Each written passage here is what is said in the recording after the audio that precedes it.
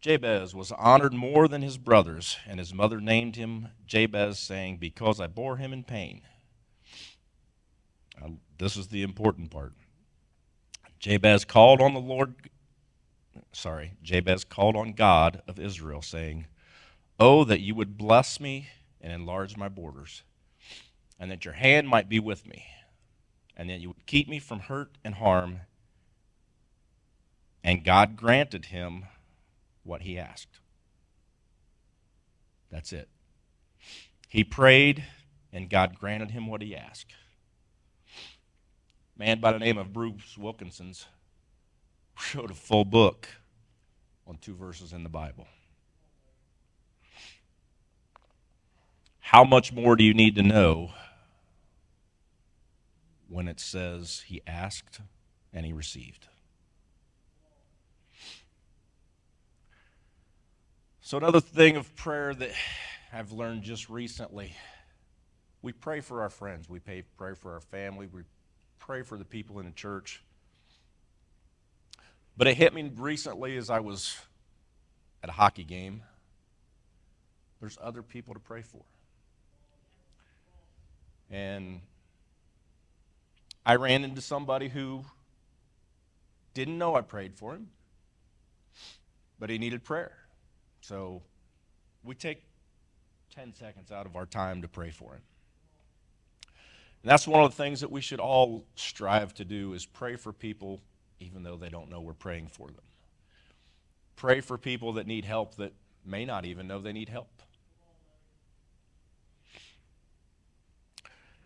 I will tell you a story of,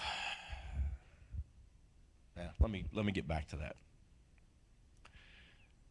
Etterman's Dictionary of Bible defines prayer as a primary means of communication that binds together God and humankind in an intimate and reciprocal relationship.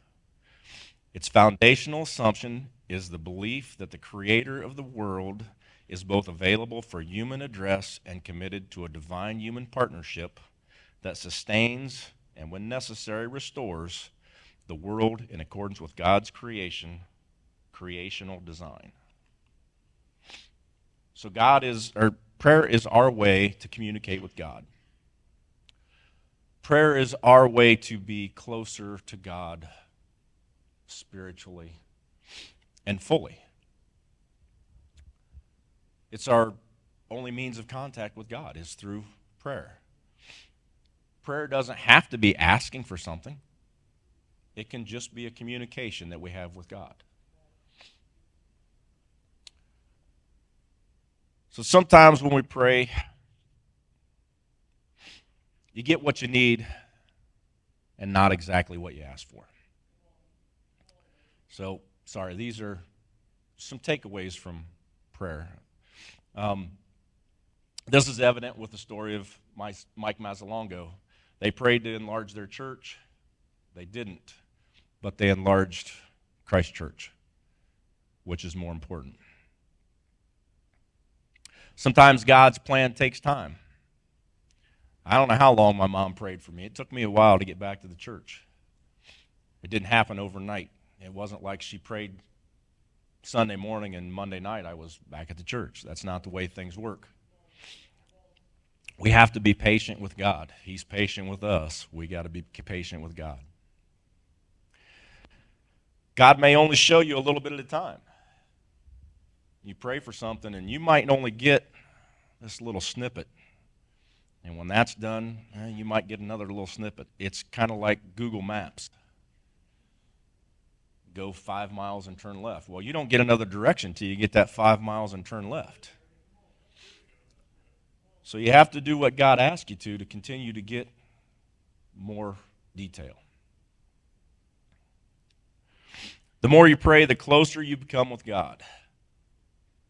The more closer you become with God, the clearer the answers are. The easier it is for you to understand when He's talking to you. You have to have this intimate relationship with God for Him to have an intimate relationship with you. It can't be one-sided.